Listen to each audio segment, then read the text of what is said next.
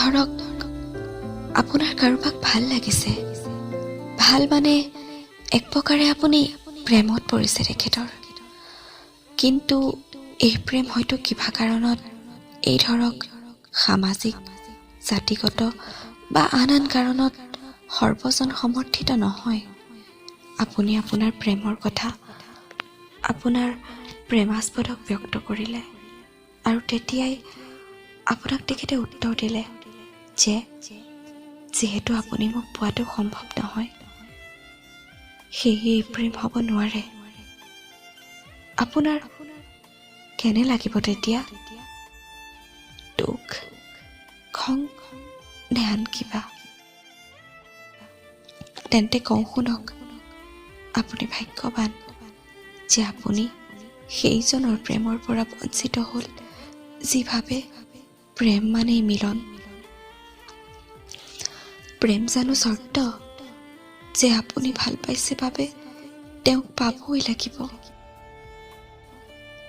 তেন্তে সেয়া প্ৰেম নহয়, হ'বগৈ আপোনাৰ আকাংক্ষিতজনক পাবলৈ কৰা এক অভিসন্ধিহে। প্ৰেমৰ সৌন্দৰ্যটো তাতেই য'ত ত্যাগ থাকে বা মিলন নহয় বুলি জানিও এক সৰহকীয় বান্ধোনেৰে বান্ধ খাই থাকে।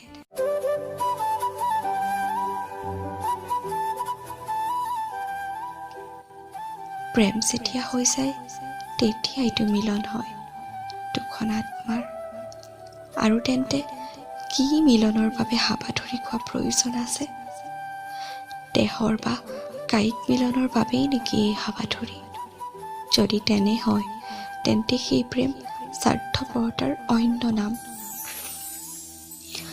শ্যামক যি প্ৰেম কৰিছিল মীৰাই বা কাঞ্চন বৰুৱাৰ বহু কথিত উপন্যাস অসীমজ্জাৰ হেৰাল সীমাত চম্পাই চন্দন, সেয়া প্ৰেমহে প্ৰকৃতাৰ্থত প্ৰেম।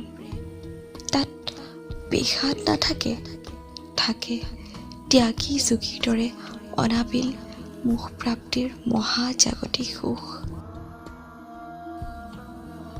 প্ৰেম হ'ব পাৰে কনিষ্ঠজনৰ লগত বা অগ্ৰজনৰ লগত বা শুনিলে উচপ খাই যাব পৰাকৈ বিবাহিতজনৰ লগতো।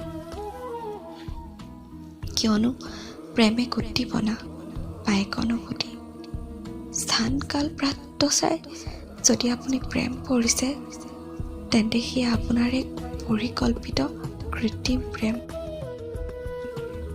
কিয়নো প্ৰেম সদায় অপৰিকল্পিত বা ক্ষণজন্মা, এক প্ৰকাৰৰ এডভেঞ্চাৰ। সদায় বাধা য'ত বেছি তাতহে প্ৰেম জন্ম হোৱা দেখা যায়। বাধা বা মিলন নোহোৱাৰ সম্ভাৱনা যিমানেই বাঢ়ি যায় প্ৰেমো বেছি হৈ যায়। প্ৰেম আৰু বিবাহ কেতিয়াও একে হ'ব নোৱাৰে। প্ৰেমৰ বাবে বিবাহ হ'ব পাৰে, কিন্তু বিবাহ হোৱা বাবে প্ৰেম হ'ব নোৱাৰে। যদিও হয় সেয়া এক বুজাবুজি বা কম্প্ৰমাইজ। কাৰোবাক পোৱাৰ বাবে যেতিয়া প্ৰেমত পৰিব, প্ৰেমে আপোনাক কন্দুৱাই থাকিব।